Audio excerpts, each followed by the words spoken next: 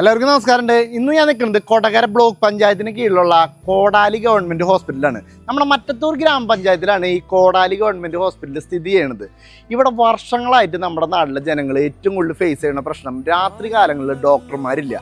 അപ്പോൾ ഈ മറ്റത്തൂർ ഗ്രാമപഞ്ചായത്തിലാണ് ഈ ഹോസ്പിറ്റൽ സ്ഥിതി ചെയ്യണമെന്നുണ്ടെങ്കിലും ഇതിൻ്റെ പൂർണ്ണ ഉത്തരവാദിത്തം കൊടകര ബ്ലോക്ക് പഞ്ചായത്തിലാണ്. അപ്പം നമ്മൾ പറഞ്ഞു വന്ന വിഷയം എന്താണെന്ന് വെച്ചാൽ ഇവിടെ രാത്രി കാലങ്ങളിൽ ഡോക്ടർമാരെ സേവനം ഇല്ലാത്തതുകൊണ്ട് നമ്മുടെ നാട്ടിലെ പാവപ്പെട്ട ജനങ്ങളെല്ലാം പ്രൈവറ്റ് ഹോസ്പിറ്റലിനാണ് എന്തെങ്കിലും രാത്രി പെട്ടെന്ന് എന്തെങ്കിലും വന്നു കഴിഞ്ഞാൽ ആശ്രയിക്കേണ്ടി വരുന്നത്. അപ്പോൾ ഇവിടെ ടെമ്പററി ആയിട്ട് ഒരു ബ്ലോക്ക് പഞ്ചായത്തിന് കീഴിൽ 2 ഡോക്ടർമാരെ ഇവിടെ പോസ്റ്റ് ചെയ്യാൻ പറ്റും. ഏകദേശം 62,000 രൂപ അവർക്ക് സാലറി കൊടുക്കാനും പറ്റും. പക്ഷേ പല തവണ ഇവിടെ നോട്ടീസ് ബോർഡിലൊക്കെ ഇങ്ങനെ ഒരു പരസ്യം ഇട്ടിട്ടും ഡോക്ടർമാർ എത്തുന്നില്ല. കാരണം ഡോക്ടർമാർ ഇത് അറിയുന്നുണ്ടാവില്ല, ചിലപ്പോൾ എന്താ കാരണം നമുക്കറിയില്ല.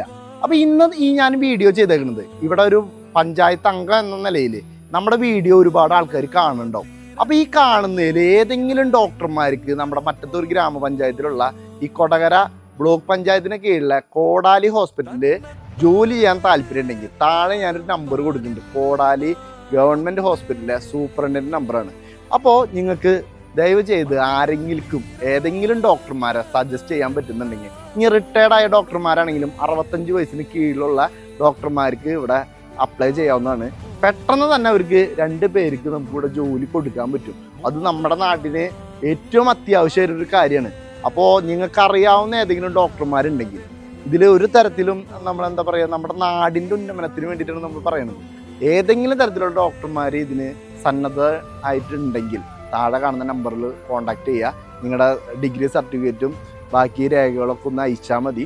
അപ്പോൾ അതിന് വേണ്ടിയിട്ടാണ് ഇന്നത്തെ വീഡിയോ. ഒരുപാട് ആൾക്കാർ എനിക്ക് മെസ്സേജ് അയക്കാറുണ്ട്, ചേട്ടാ ഈ വിഷയം ഭയങ്കര ഗൗരവമാണ്.